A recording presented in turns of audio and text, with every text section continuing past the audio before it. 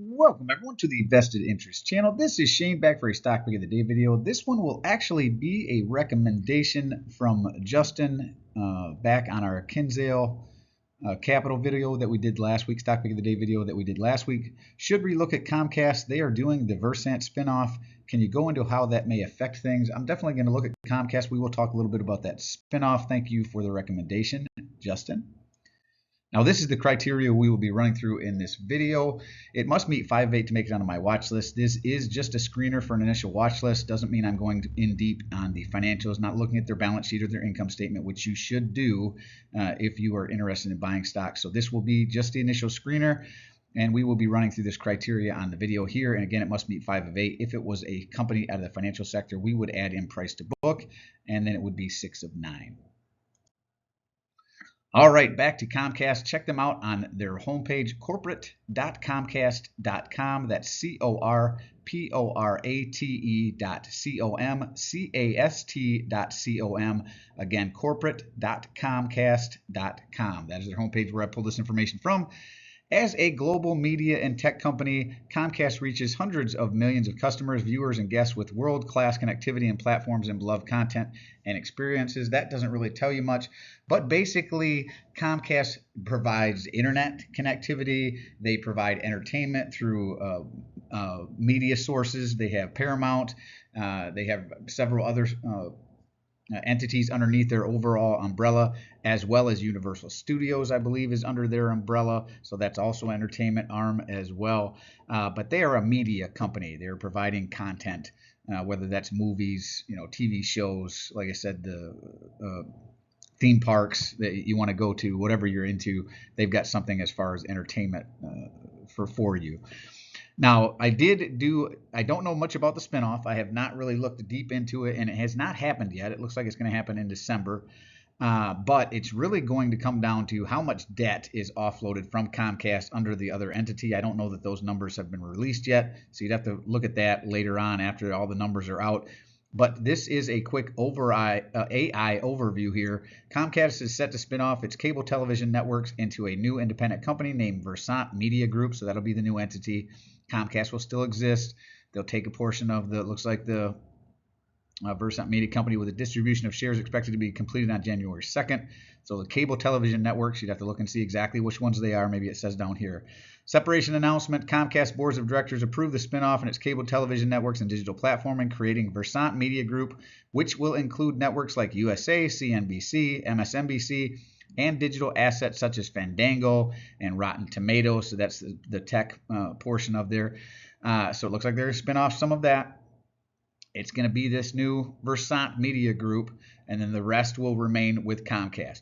Comcast shareholders will receive 1 share of Versant Class A, Class B common shares. So if you have Class A shares, you'll get the Class A shares. If you have Class B shares, you'll get the Class B shares. Stock for every 25 shares, so it's 25 to 1. 1 share of Versant for 25 shares of Comcast. You still keep your Comcast shares. Just keep that in mind. Class A or Class B common stock they hold as of record date on December 16th. So if you wanted to increase your share count, I would buy up to the 15th, and then the record date is December 16th. So you want to own them before the 16th. So up to the 15th is the last day I would buy anything. I don't know if that's a weekend or not. You'd have to look. Maybe it is. I think next weekend is the 14th. So yeah, 15th would be Saturday, I believe. So you'd really want it. Last day to buy would be December 14th, end of next week. Or is that right? No, the 15th is on a Monday. Maybe that's the following Monday. I don't have a calendar in front of me.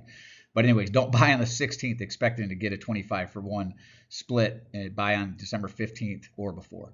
The distribution will occur after the close of trading on January 2nd. That's whenever you'll actually get the shares of Versant.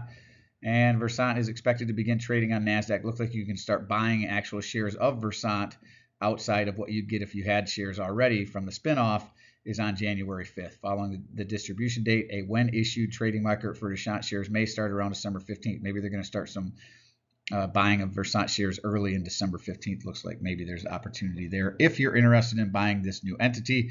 So I don't know exactly how the spinoff will affect it because it's really going to come down to the balance sheet here. How much debt is being spun off of these? What growth came from just this unit versus the rest of the remaining unit? What's expected projections into the future? There's going to be a lot that comes out over the next several months as far as the actual numbers, what the spinoff actually looks like, how much debt goes, what the revenue expectations will be, that sort of thing here in the very near future. I would say within 3 to 4 months, we probably all know that. But right now, there is not enough information, at least from what I could find, other than what I'm showing here. It's been announced. Here's the new entity, Versant. You're getting some shares, 25 to 1 based on what you own.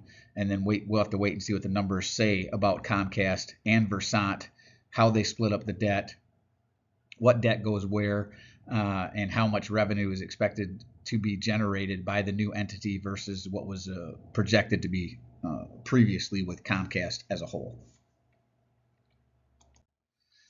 All right, now the reason we're taking a look at them, down 2.42% on the day, plus it was a recommendation from Justin there. Again, appreciate that. We are talking about Comcast Corporation, ticker CMCSA. This is in my portfolio. I do hold this one.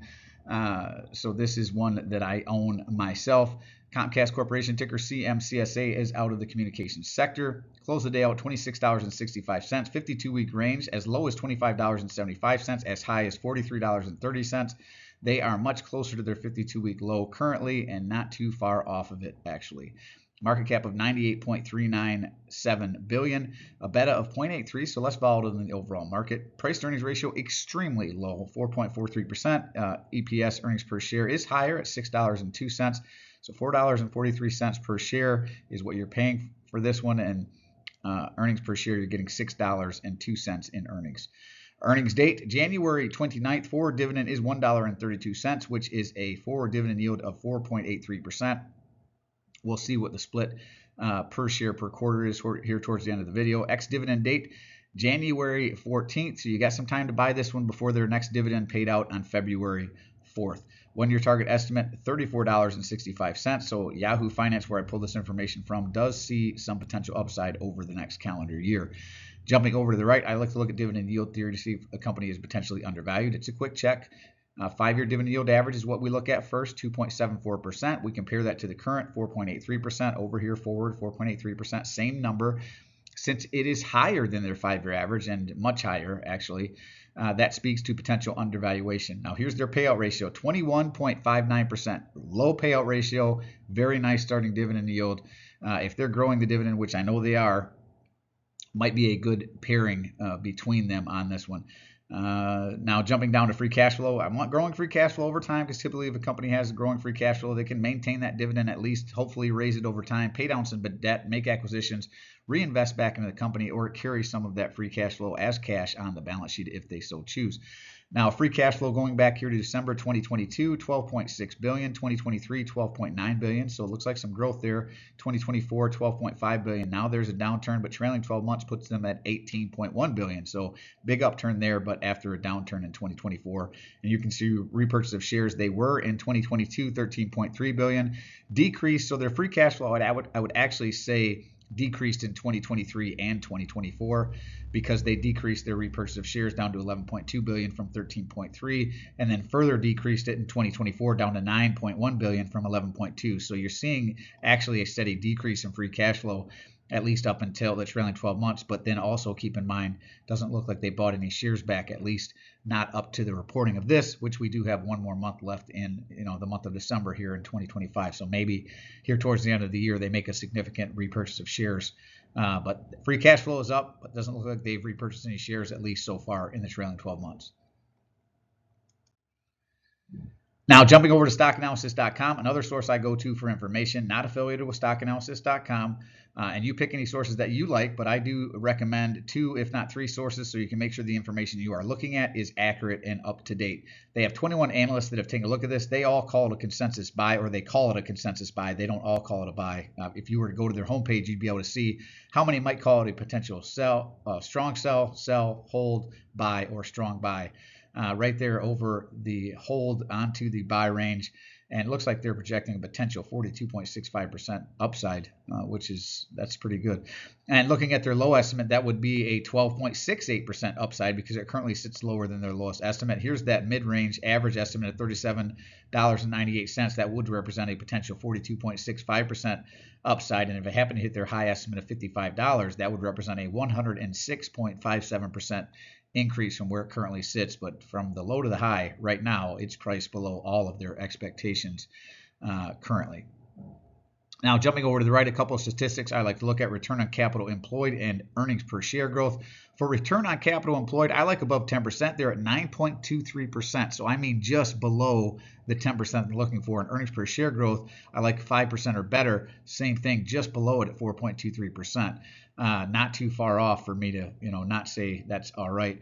But they wouldn't get the check technically. Revenue growth is 1.52% projected over the next 5 years.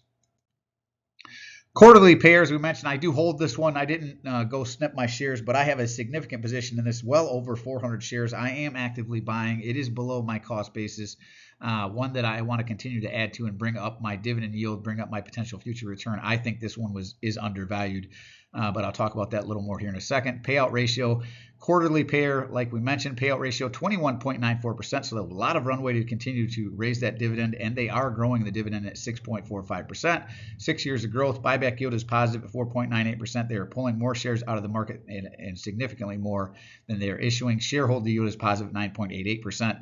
And they do pay off schedule for most companies on the January, April, July, October timeframe. Love that about them. Love that they have a high dividend yield right now. Love that their dividend growth is high single digits. Would like it even a little higher with such a low payout ratio, but I'll take that. And going back in time here, July 2023, 29 cents, raised that up April 2024 to 31 cents, raised that up again April 2025, 33 cents. And I would anticipate another raise in April of 2026 coming up here. All right, let's run it through the screener. Understand the business. Yes, they're a media company. They're making movies. They're Universal Studios if you want to go down to one of their theme parks. Growing free cash flow. Nope, it's actually been on the decline, except for it looks like 2025 was an uptick, and depending on what they buy back in shares, maybe not. Growing dividend. Yes, check. Dividend payout ratio of 75% or under.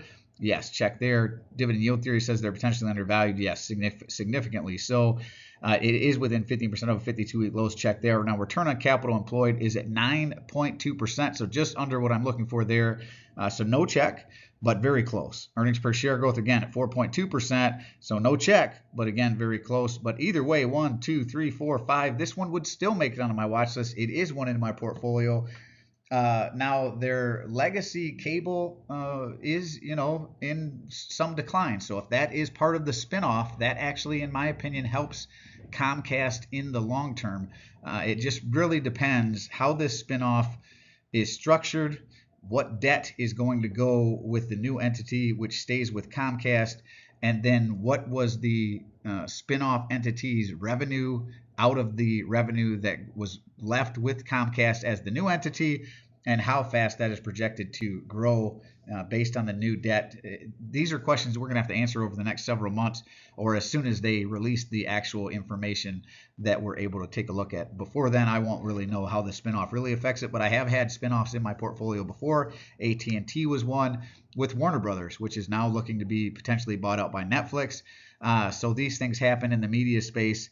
It's not too uncommon, really, but I won't know really how to answer your question, Justin, as far as how this impacts Comcast until I actually get all of the numbers and what those look like. So more to come on Comcast, but it is in my portfolio. It would still make it onto my watch list. Let me know what you think of Comcast in the comment section down below.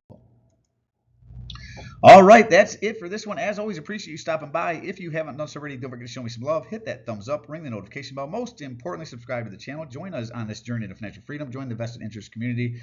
Drop a comment down below. Let me know what you think of Comcast. Is it in your portfolio? Is it a buy, hold, or sell for you? I do personally read and respond to the comments. I'm always interested to read your questions, opinions, or suggestions for future topics like this video here. Drop in the comment section. I'll get to them on a day that they pull back. This is Shane signing off, wishing peace and prosperity to you and yours. And remember, financial security comes to those who take a vested interest. Hey, thanks for stopping by. Thanks for tuning in. I hope you have a great weekend. We will see you in the next one. I'm not a financial advisor. Nothing in this presentation should be considered financial advice. I'm only sharing my opinion. Invest your educational and entertainment purposes. Investing involves risky. You can lose money. Should never invest any amount you're not comfortable losing. Always do your own research. Invest based on your situation, circumstances, and select criteria, or seek the advice counsel of a certified financial advisor.